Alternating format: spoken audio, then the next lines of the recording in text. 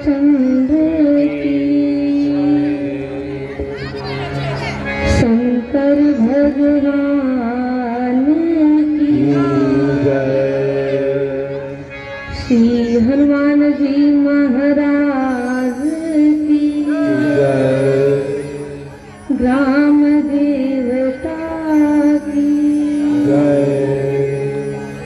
स्थान देवता की,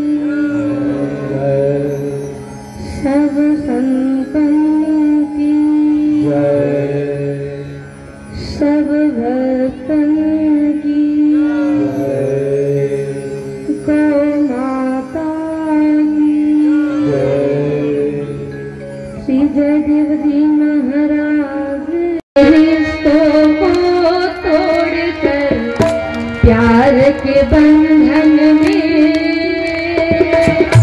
आना बधा मेरी माँ।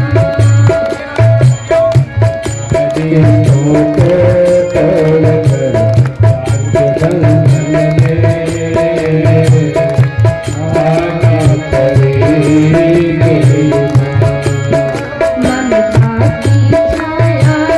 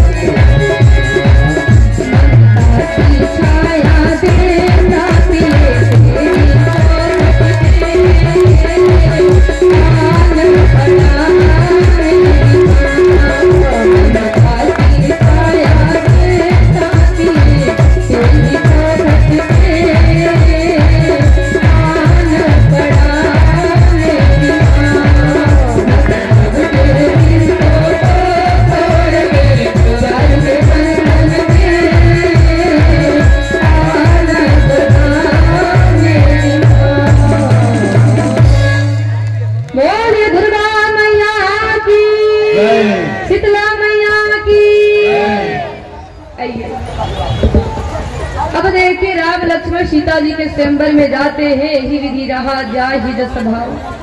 पेंटस देखे कौशल राव, जिसकी जैसी भावना है राम जी को देख रहा है।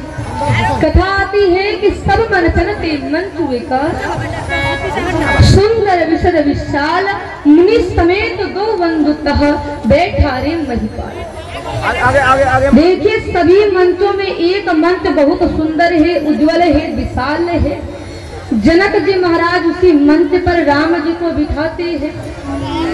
जब राम लक्ष्मण विश्वामित्र जी के साथ उस मंच पर बैठते हैं, सभी राजा हृदय से ठीक वैसे ही हार जाते हैं जैसे चंद्रमा के उदय हो जाने से तारे प्रकाशहीन हो जाते हैं। अस प्रतीत सबके मन माही, राम चाप तो रव सकनाही। सबके मन में ये विश्वास होने को कहते हैं भाट जो है। अब वंश की कीर्ति गाते हुए आते हैं, दोनों भुजा उठाकर कहते हैं कि जो इस सभा में शिव जी का कठोर धनुष तोड़ेगा उसी के साथ सीता का विवाह होगा।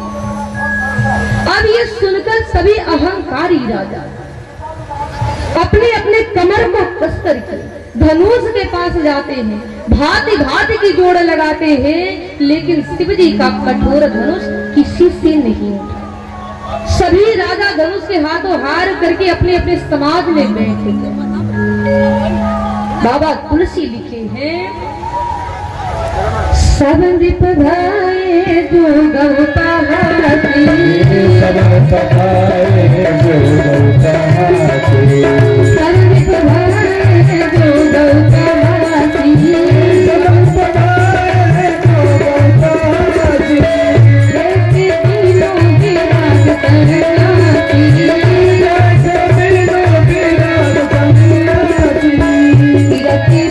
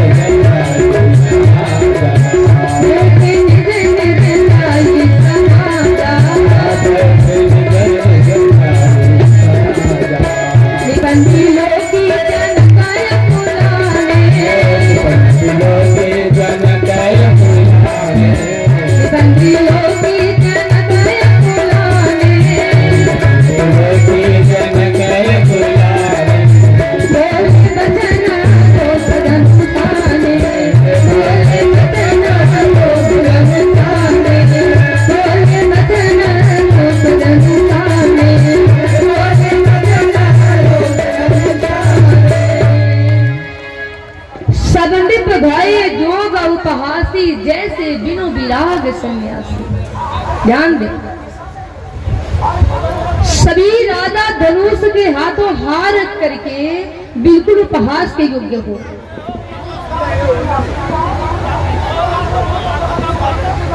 जिस प्रकार वैराग्य के बिना, ध्यान दे, जैसे वैराग्य के बिना सन्यासी उपहास के पात्र बन जाते हैं, वैसे कि सभी राजा धनुष के हाथों हार करके बिल्कुल उपहास के योग्य बन गए। और देखिए,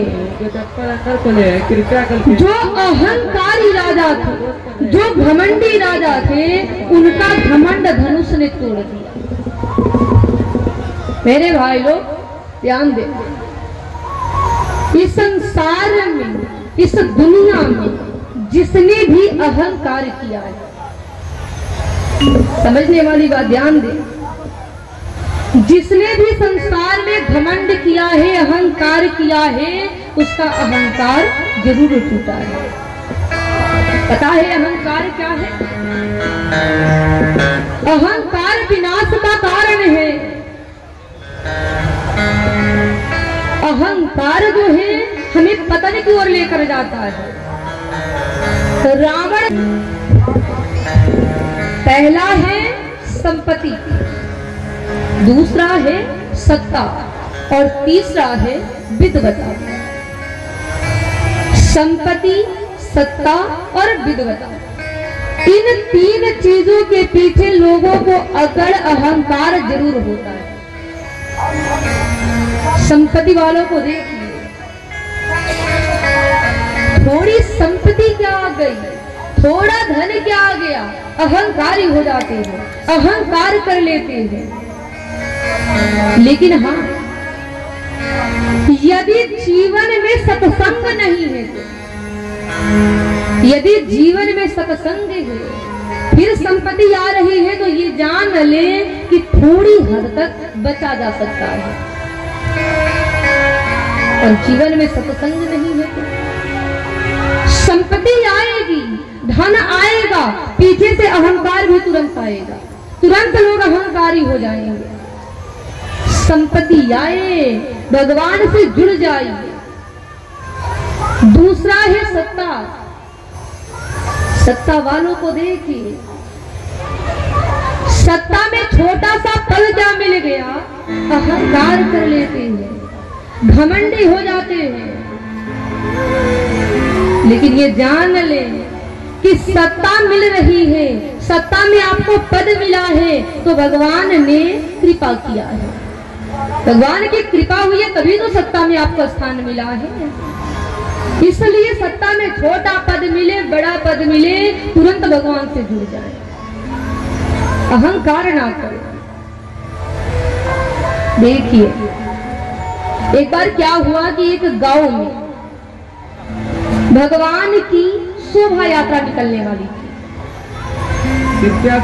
अब शोभा यात्रा निकालने के लिए अब अच्छे घोड़े नहीं मिल रहे, हाथी नहीं मिल रहे, लगन का समय था, सभी हाथी घोड़े सब व्यस्त हो गए थे।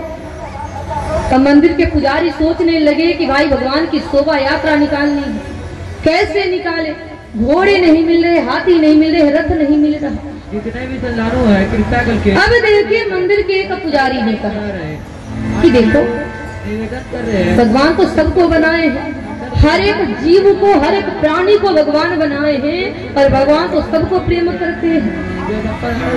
अब अच्छे घोड़े नहीं मिल रहे तो क्या हुआ, हम लोग भगवान की शोभा यात्रा गधे पर निकाल ले, क्योंकि भगवान तो सबको बनाए हैं। अब ये सोच कर मंदिर के एक पुजारी जो है एक गधे को लाते हैं, गधे को साफ किया जाता है, उसका श्रृंगार किया जाता है और जो भगवान का स्वरूप था उस स्वरूप को गधे के ऊपर रख दिया जाता है। अब भगवान की शोभा यात्रा निकलती है। अब देखिए चूंकि गधे के पीठ पर भगवान विराजमान है, भगवान बैठे हैं, तो लोग क्या करते हैं कि गधे के सामने जाकर के अब दंडवत करते हैं, सो करके प्रणाम करते हैं। अब यहाँ पर गधे को अकड़ होने लगा, अहंकार होने लगा। गधा सोचता है कि ये दुनिया के लोग हमारे सामने दंडवत कर रहे हैं, हमें प्रणाम कर रहे हैं। अब गधे को अकड़ होने लगा। अब चूंकि गधे के पीठ पर भगवान विराजमान हैं तो लोग क्या करते हैं कि भगवान की आरती उतारते हैं। अब गधे को लग रहा है कि लोग हमारी आरती उतार रहे हैं। सोचिए अब गधे के पीठ पर भगवान है, लोग भगवान को भोग भी लगाते हैं तो एक दो लड्डू गधे को भी खिला देते हैं। अब गधा सोच रहा है कि जो दुनिया वाले हमें घास तक नहीं पूछ रहे थे, आज दुनिया वाले हमें लड्डू खिला रहे हैं। इसका मतलब तो यही है कि आज दुनिया को पता चल गया कि मैं कौन हूँ, आज दुनिया वाले हमारे महत्व को जान गए, इसलिए हमारा आदर कर रहे हैं। अब गधे का अकड़, अहंकार, घमंड बिल्कुल बढ़ जाता है। अब देखिए अचानक गधे के सामने एक गौ माता आ जाती है। अब जैसे ही गधा गौ माता को देखता है अब बड़ी बड़ी आंखें दिखाने लगता है, कहता है सामने से हट जाओ।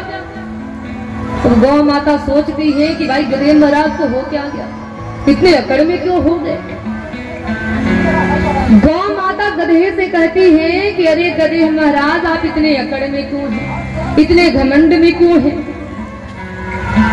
गधा कहता है तुमको दिखाई नहीं दे रहा है, देखो लोग हमारे सामने कैसे सो करके प्रणाम कर रहे हैं, हमारी आरती उतार रहे हैं, और सब तो छोड़ो देखो आज लोग हमें लड्डू भी खिला रहे हैं। अब जैसे ही गधा इस बात को कहता है अब गौ माता हंसने लगती है। गौ माता कहती है कि अरे गधे महाराज लोग आपकी आरती नहीं उतार रहे, आपको दंडवत नहीं कर रहे, आपके पीठ पर जो भगवान बैठे हैं लोग उनको प्रणाम कर रहे हैं, उनकी आरती उतारी जा रही है। अब गौ माता गधे को समझाती है। अब गधा अकड़ में है, घमंड में है, और आप देखे होंगे कि जो घमंडी होते हैं, अहंकारी होते हैं, कितना ही समझाइए बात नहीं समझते। घमंड टूटता है, अपने आप समझ जाते हैं। गौ माता गधे को समझाती है, नहीं समझता। अब शोभा यात्रा पूरी होती है। अब भगवान का जो स्वरूप गधे के ऊपर रखा रहता है, उस स्वरूप को हटा दिया जाता है। गधा मंदिर के बाहर खड़ा है, सोच रहा है कि लोग हमारे लिए भोजन की थाली लेकर आएंगे, मैं भोजन करूंगा। मंदिर के पुजारी देखते हैं कि गधा अभी मंदिर के बाहर खड़ा है, तो एक पुजारी अब मंदिर में जाते हैं, एक डंडा लेकर आते हैं और गधे के पीठ पर 2 डंडा लगाते हैं। तब गधे को अकल आ जाती है, समझ जाता है कि नहीं, ये दुनिया हमें पूछ रही थी केवल भगवान के कारण। भगवान का स्वरूप मेरे ऊपर था, दुनिया के लोग हमारा आदर कर रहे थे। भगवान का स्वरूप ऊपर से हटा दिया गया, दुनिया वाले अपना रंग दिखा दिए। देखिए, ठीक वैसे ही जीवन में जब तक सत्ता रहती है, ये जान ले कि दुनिया वाले हमारा खूब आदर करते हैं, पीछे पीछे चलते हैं। सत्ता में पद मिला, दुनिया के लोग आदर करना चालू कर दिए, पीछे पीछे चलने लगते हैं। तब लोग क्या करते हैं कि अब सत्ता के मद में, पद के मद में इतना मतवाला हो जाते हैं कि लोगों को लगता है कि ऐसे ही लोग हमारा हमेशा आदर करेंगे, और फिर ये सोच कर भगवान को ही भूल जाते हैं। लेकिन ये जान ले कि जब तक जीवन में सत्ता है, दुनिया के लोग आदर करेंगे। सत्ता दूर हुई, दुनिया वाले अपना रंग तुरंत दिखाते हैं। इसलिए सत्ता में छोटा पद मिले, बड़ा पद मिले, अहंकार कभी नहीं करना चाहिए। अच्छा, एक बात बताएं मेरे भाई, इस संसार में समझने वाली बात, बहुत मार्मिक बात, ध्यान से सुन लीजिए। इस दुनिया में कोई भी किसी से प्रेम नहीं करता, कोई किसी से प्रेम नहीं करता। ना पिता पुत्र से प्रेम करता है, ना पुत्र पिता से प्रेम करता है, ना पत्नी पति से प्रेम करती है, ना पति पत्नी से प्रेम करता है। कोई किसी से प्रेम नहीं करता। पता है सब क्या करते हैं? सब लोग केवल मोह करते हैं, प्रेम कोई नहीं करता। अब बहुत लोग सोच रहे होंगे कि हम तो अपनी पत्नी से बहुत प्रेम करते हैं, हम तो अपने पति से बहुत प्रेम करते हैं, हमें अपने बच्चों से प्रेम है, बेटी से प्रेम है। तो जो लोग सोच पत्नी की हम नौकरी कर रहे हैं, पैसे कमा रहे हैं, 1 रुपया पत्नी के यहाँ ना भेजें और पत्नी के यहाँ फोन करें, पत्नी से कहिए, अरे सुनती हो मैं तुमसे बहुत प्रेम करता हूँ। मेरे भाई, पत्नी का जवाब क्या होगा बताइए? मेरी माई, अगर आपके पति नौकरी करने जाएं, 1 रुपया आपको ना भेजें और फोन से कहें कि मैं तुमसे बहुत प्यार करता हूँ, तो बताइए आपका जवाब क्या होगा? बोलिए। तुरंत माए लोग कहेंगी कि मैं तुम्हारे प्रेम को खाऊंगी, कर्जा लेते लेते थक चुकी हूँ, जल्दी पैसे भेजो, तुरंत ये जवाब होगा। अगर पैसा भेजते हैं और फिर फोन से कहते हैं कि मैं तुमसे बहुत प्रेम करता हूँ, पत्नी तुरंत जवाब देगी, मैं भी आपसे बहुत प्रेम करता हूँ। कि आपके पिता को आपका प्रेम अच्छा लगेगा? नहीं लगेगा। एक और उदाहरण, जैसे मान लीजिए कि आपके साथ आपकी पत्नी की झगड़ा हो, लड़ाई, आप पत्नी से कहिए कि अरे झगड़ा क्यों करती, लड़ाई क्यों करती, हमसे प्रेम से बात किया, हमें बस तुम्हारा प्रेम चाहिए और कुछ नहीं चाहिए, केवल प्रेम से रहा करो। इतना कर करके बाहर जाइए, शाम को घर आइए, पत्नी से कहिए, अरे सुनती हो मुझे बड़ी जोर से भूख लगी है, जल्दी भोजन लगाओ। अब आपकी पत्नी आपने हमसे सुबह में कहा भी था कि मुझे तुम्हारा केवल प्रेम से बना कर दे। तो जान ले कि संसार में, इस दुनिया में कोई भी किसी से भी प्रेम नहीं करता है, केवल मोह है। जब तक स्वार्थ जुड़ा है, दिखावा करेंगे कि हम प्रेम कर रहे हैं, स्वार्थ खत्म हुई तुरंत दिखावा करना बंद कर देंगे, अपना रंग दिखा देंगे। लेकिन मेरे राम जी कहते हैं कि नहीं चाहिए तुम्हारा धन, नहीं चाहिए तुम्हारा खेत, नहीं चाहिए तुम्हारे पैसे, तुम तो हमें बस वो दे दो जो तुम्हारे पास बिल्कुल बेकार है। और सोचिए कि हमारे पास सबसे बेकार चीज क्या है, ये प्रेम ही है, जो दुनिया वालों को पसंद नहीं है। राम ही केवल प्रेम प्यारा, मेरे राम जी को केवल हमारा प्रेम प्यारा है, इसलिए राम से प्रेम करें। दुनिया के चक्कर में राम को ना भूलें। कहा जाता है देख लिया संसार हमने देख लिया,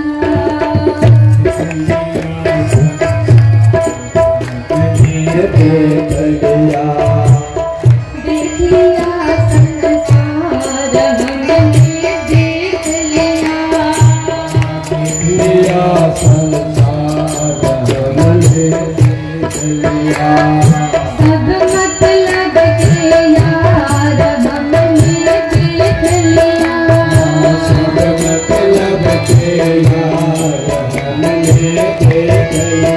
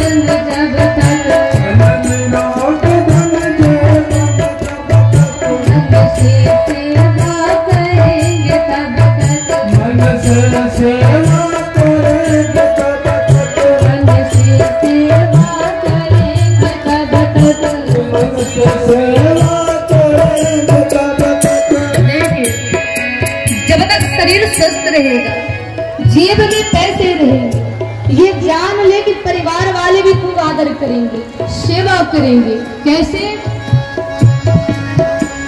मानेगा परिवार हमने देख लिया, मानेगा परिवार हमने देख लिया, देख लिया संसार हमने देख लिया, देख लिया संसार देख लिया संसार हमने देख लिया। देख लिया संसार हमने देख लिया।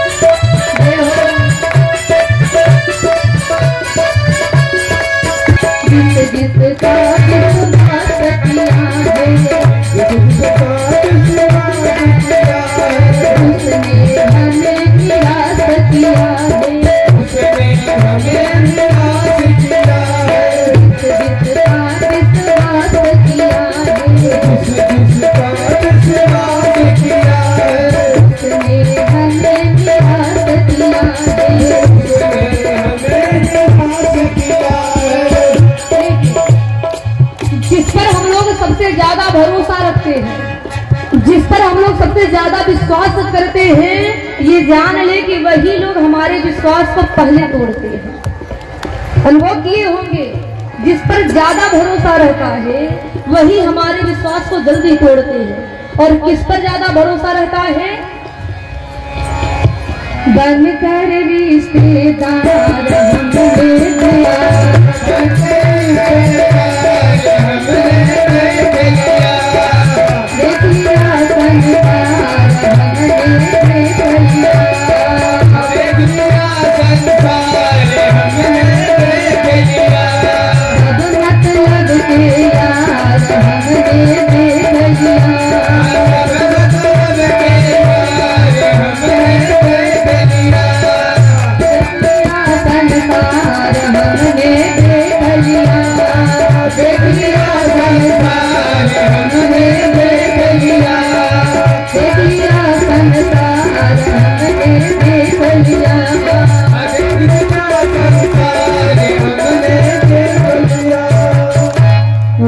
रामचंद्र की देख लिया संसार हमने देख लिया, सब मतलब के यार हमने देख लिया, सब एक दूसरे से मतलब से जुड़े हैं।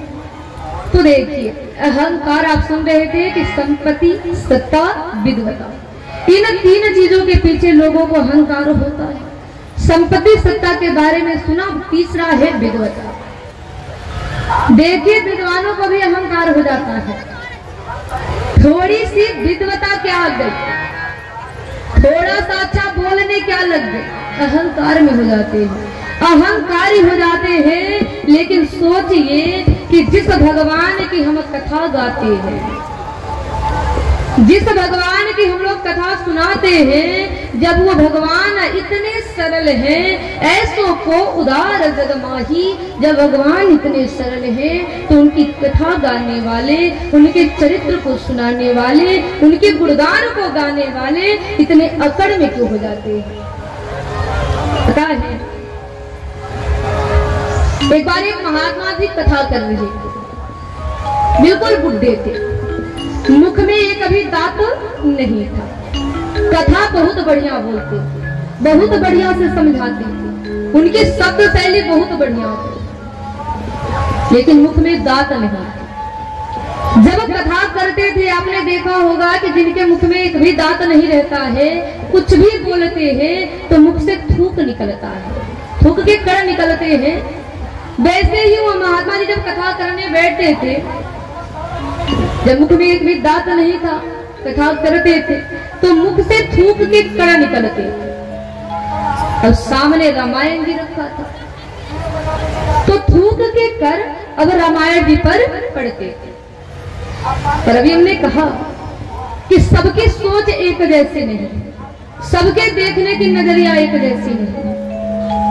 अब महात्मा जी के मुख से थूक निकलता था तो एक श्रोता ऐसा था जिसको अच्छा नहीं लग रहा था, सोचता था देखो महात्मा जी कितना गलत कर रहे हैं, इनके मुख से थूक निकल रहा है तो इनको चाहिए कि रामायण से थोड़ा दूरी बनाकर बैठे, दम रामायण के पास बैठे। अब उस व्यक्ति ने क्या किया कि एक चिट्ठी लिखा, चिट्ठी में लिखा कि महाराज कथा तो बहुत बढ़िया बोल रहे हैं, लेकिन थोड़ी सी आप गलती कर रहे हैं। आप जब कथा कर रहे हैं तो मुख से थूक निकल रहा है, रामायण जी पर पड़ रहा है, मुझे बहुत बुरा लग रहा है, इसलिए आप कल से रामायण जी से थोड़ा दूरी बनाकर बैठिए। अब इतना चिट्ठी में लिखा और महात्मा जी के यहाँ भेज दिया।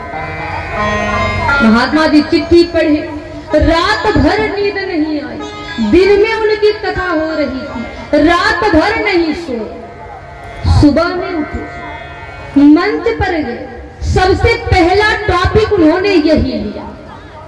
मंच पर बैठते ही चिल्लाने लगे, कहने लगे सुनो मेरे भाई बहनों, मैं कथा आज से नहीं कर रहा, मुझे कथा करते हुए 40 साल हो गए, अब हमारी कथा बिल्कुल सिद्ध हो गई है। जब मैं कथा बोलता हूँ मेरे मुख से थूक नहीं निकलता, मेरे मुख से गंगा प्रवाहित होने लगती है। अब जैसे ही महात्मा जी ने कहा, अब सारे श्रोता लगे ताली पीटने, अंधविश्वास में पड़ गए। सबको विश्वास हो गया कि महात्मा जी के मुख से गंगा बह रही है।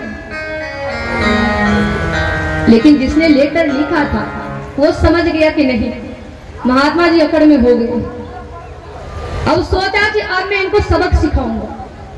अब महात्मा जी कथा की, मंच से उतरे, जिस गृहस्थ के यहाँ ठहरे थे, जब वहां गए तो पीछे से वो व्यक्ति भी गया।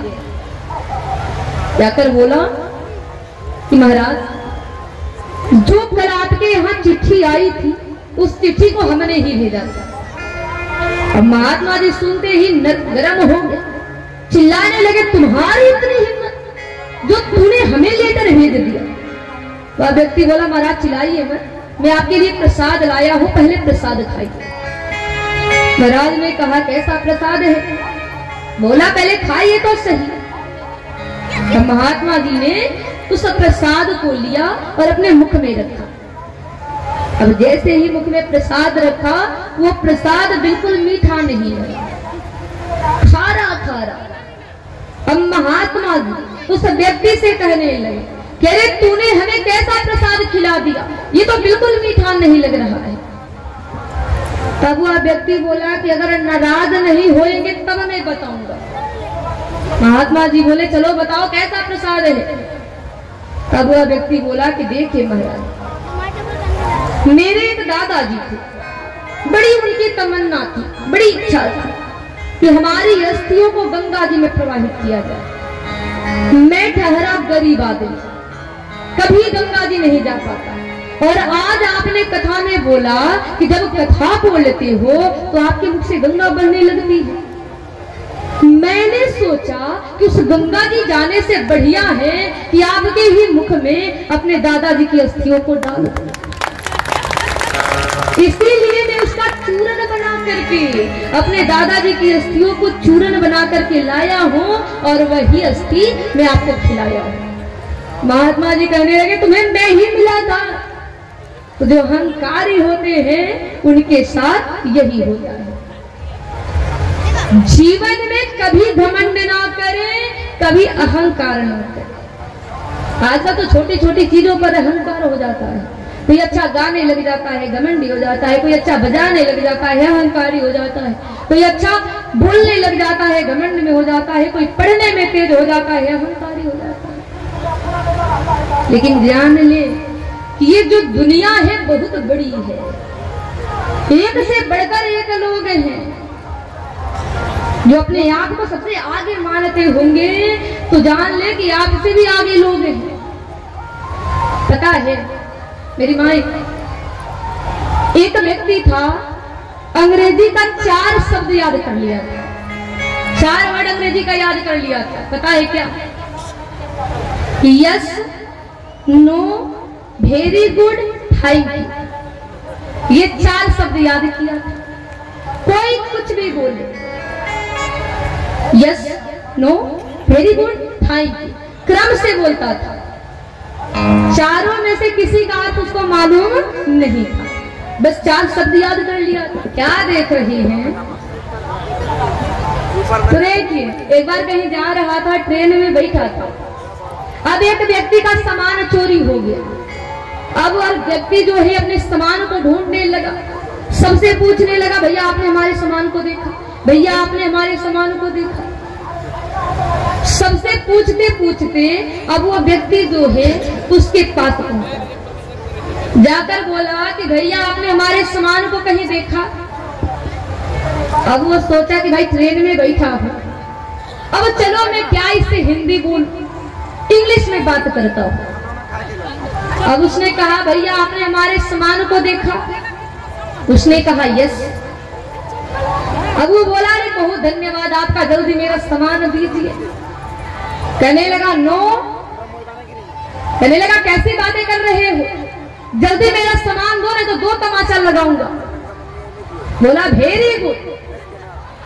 तब उस व्यक्ति ने 2 तमाचा लगाया। अब जैसे ही तमाचा लगाया, अपना हाथ गाल पे रख लिया, सोचने लगा 3 वर्ड तो हमने बोल ही दिया है और पिटा भी गया। अब एक ही ना बचा है, चलो अब उसको भी बोल देता हूँ। अब हाथ गाल पे रख करके गाल को सुधराते हुए कहने लगा थैंक यू। तो भाई देखिए, थोड़े बहुत ज्ञान का जो घमंड रखते हैं उनकी यही दशा होती है, तो अहंकार कभी ना करें। आइए, हमारे पास 20 मिनट का समय है, इसमें अब विवाह कराना है। एक छोटा सा भजन विवाह के नाम पर नाचने के लिए रेडी है ना? हाँ, सब रेडी है। जब तू जाएगा कोई न साथी तेरा साथ निभाएगा।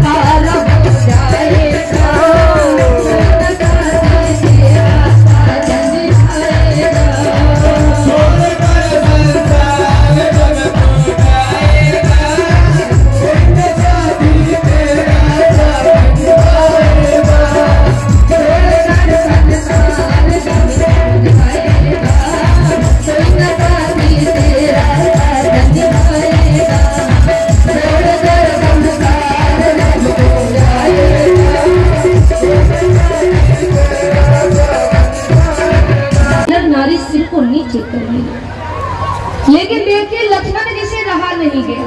लक्ष्मण जी अत्यंत क्रोधित हुए, सभा में उठकर कहने लगे कि हे राजा, कही जाती और यहाँ स्वयं भगवान श्री रामचंद्र जी बैठे हैं और आप ऐसी उचित बातें कह रहे हैं। जो तुम्हारे अनुशासन पाओ, कंद के ब्रह्मांड उठाओ, अगर मैं आपकी और राम जी की आज्ञा पाऊं तो ये पुराना धनुष का तीर है महाराज, ब्रह्मांड की तरह उछाल दूंगा,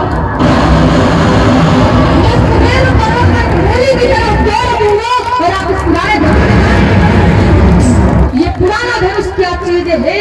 और जैसे ही लक्ष्मण जी इस बात को कहे, राम जी ने इशारों में लक्ष्मण जी को रोका। विश्वामित्र समय सुबह जानी, बोले अति स्नेह में बानी, उठा राम बन जो वो चापा, मीट तात जनक परितापा। शुभ समय देखकर राम जी ने विश्वामित्र जी ने राम जी से कहा, जाओ धनुष तोड़ करके जनक जी के दुख को दूर करो। अब भगवान राम धनुष की ओर जाते हैं। वैसे सभी राजा राम जी को देखकर हंसते हैं कि छोटा बालक धनुष को कैसे उठाए। सुनैना जी भी डरती है, लेकिन सखियां सुनैना जी को समझाती है कि ये देखने में छोटे हैं, प्रभावक छोटा सा ही मंत्र होता है, जिस मंत्र के बस में ब्रह्मा विष्णु महेश सभी दिन का रहते हैं। छोटा सा ही अंकुश होता है जो महामत वाले गज को बस में कर लेता है। अब सखिया सुनैना जी को धनुष के पास, भाई कथा तो समेट रहे, कथा बहुत लंबी है।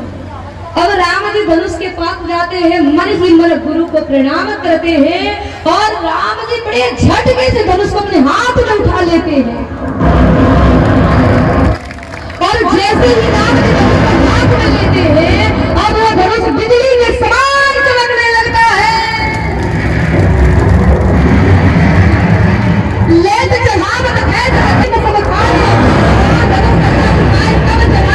तोड़े, ये तीनों काम किसी ने नहीं देखा। और भगवान बड़े फुर्ती से धनुष को तोड़े, और जैसे ही भगवान ने धनुष को तोड़ा, बड़ी जोर से आवाज, इस आवाज को सुनकर पीठ भी डोलने लगे, आकाश देवताओं से भर गया और सभी देवता भगवान के ऊपर पुष्पों की वर्षा करने लगे।